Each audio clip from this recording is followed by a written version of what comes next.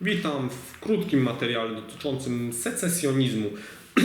Krótkim, ponieważ lubię krótkie materiały, a temat jest obszerny, więc będzie o nim wiele. I na starcie powiem o tym, dlaczego secesjonizm jest dobry dla każdego i że jest, po prostu pokażę, że jest dobrą drogą do wolności. Ale zacznijmy od tego, że jest dobry dla każdego.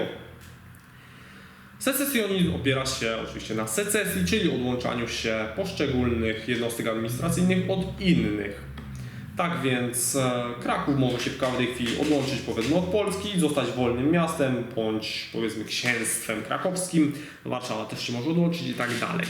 I to nam stwarza pewne ciekawe możliwości. Po pierwsze, państwa zamieniają się w różne małe państewka. I to tworzy pewne możliwości, ponieważ każde państewko będzie miało w pewnym stopniu odmienną politykę. I jeżeli nie podoba nam się polityka jednego państewka, idziemy do innego. I tutaj nie ma takiej rzeczy jak z państwami narodowymi. Aktualnie żyjemy w państwie narodowym, czy raczej żyjemy w kraju okupowanym przez państwo narodowe, polskie.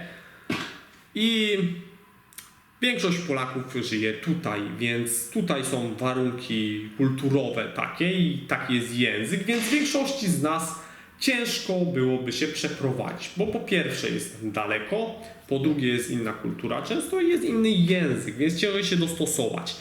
Jeżeli zaś mielibyśmy się przenieść do Warszawy, czy do Gdańska, czy do Poznania, Wrocławia i tak dalej, to w tym momencie jest bliżej, jest ten sam język, jest ta sama kultura, więc łatwiej się dopasować. Sprzedajemy mieszkanie w Krakowie, kupujemy we Wrocławiu albo odwrotnie. Więc można łatwo się uwolnić od niedobrego państwa. I jeżeli nie podoba nam się polityka, to się przenosimy. Tak więc tutaj będzie miejsce dla każdego. Jeżeli ktoś jest komunistą, to idzie do komunistycznego państewka, które z pewnych przyczyn się nie utrzyma zbyt długo, ale o tym kiedy indziej. Jeżeli ktoś jest nacjonalistą, to niech idzie sobie do państewka, które ma nacjonalistyczną politykę. Jeżeli ktoś jest liberałem, czy też wolnościowcem po prostu, bo aktualnie słowo liberał zostało bardzo wypaczone, to idzie gdzieś, gdzie ma wolny rynek. Jeżeli ktoś jest anarchistą, no to idzie tam, gdzie jest dużo anarchistów próbuje się odłączyć od wszelkich państewek i zaprowadzić sobie po prostu anarchistyczną enklawę. Tak więc wszyscy mogą być zadowoleni. Nacjonaliści będą zadowoleni, bo nie będą mieli lewaków, homoseksualistów, anarchistów i tak dalej.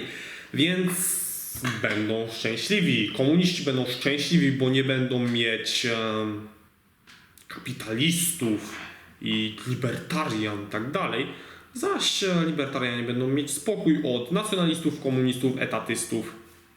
Więc każdy wygrywa.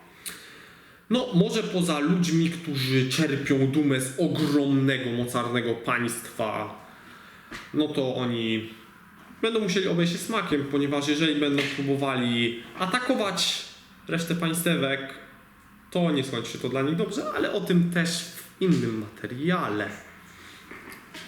I teraz przejdźmy do wolności.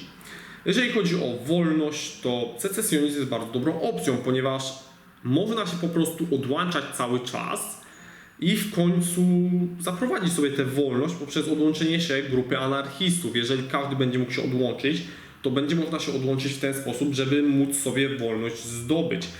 Ale nawet jeżeli do tego nie dojdziemy, to jesteśmy w stanie zwiększać swoją dozę wolności poprzez po prostu sam secesjonizm. Ponieważ jeżeli państwa są małe, to nie mogą być tak bardzo represyjne, ponieważ po pierwsze są za małe, żeby mieć wszystkie zasoby. Muszą z innymi handlować. A żeby z innymi handlować, to nie może być ceł. A jeżeli nie ma ceł, to generalnie mamy relatywnie wolniejszy rynek. I też, żeby móc handlować, trzeba być konkurencyjnym. Czyli musi być w miarę konkurencyjna gospodarka, czyli musi być w miarę wolny rynek. Ponieważ jeżeli po prostu wprowadzimy gospodarczy zamordyzm, to gospodarka siądzie. Ponieważ w socjalizmie nie ma kalkulacji ekonomicznej, więc socjalizmu nie może być. Im mniej socjalizmu, tym więcej kalkulacji ekonomicznej, tym bardziej produktywna gospodarka. Więc, żeby gospodarka była na tyle produktywna, żeby móc sobie wszystko zapewnić, czyli produkty wszystkie, które potrzebujemy, bo sami nie jesteśmy w stanie wszystkiego produkować, to musimy mieć wolny rynek. Dlatego państewka będą przynajmniej bardziej liberalne gospodarczo niż aktualne państwa. Więc mamy większą dozę wolności, przynajmniej gospodarczej. Jakoś łatwiej jest po prostu głosować nogami, czyli wyprowadzić się, to też państewka będą musiały w pewnym stopniu dbać o obywatela, żeby jakoś mu się żyło, czyli będą musiały mu się po prostu mniej naprzykrzać. Tak więc im mniejsze jest państewko, tym bardziej jest wolnościowe.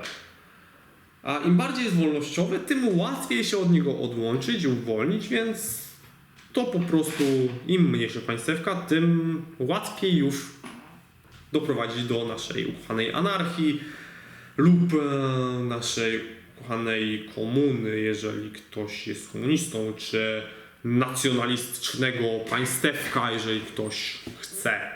Tak więc to tyle na wstępie. W innym materiale o secesjonizmie odpowiem na pewne zarzuty odnośnie secesjonizmu, być może wasze, jeżeli jakieś wyprowadzicie w komentarzach. No a tymczasem dziękuję za uwagę i do zobaczenia w kolejnych materiałach.